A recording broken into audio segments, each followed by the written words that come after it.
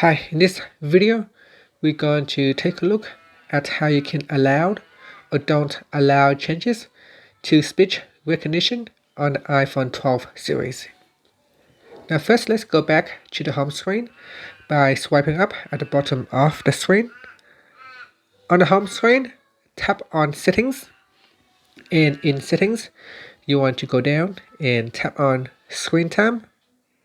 Next, go down to Content and Privacy Restrictions, and then you want to swipe down and tap on Speech Recognition.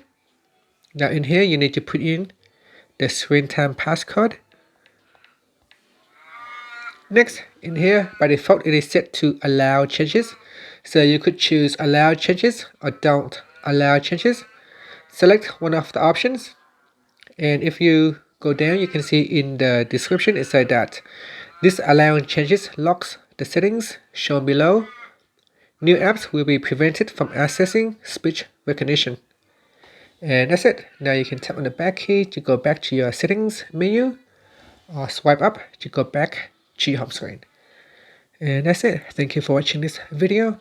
Please subscribe to my channel for more videos.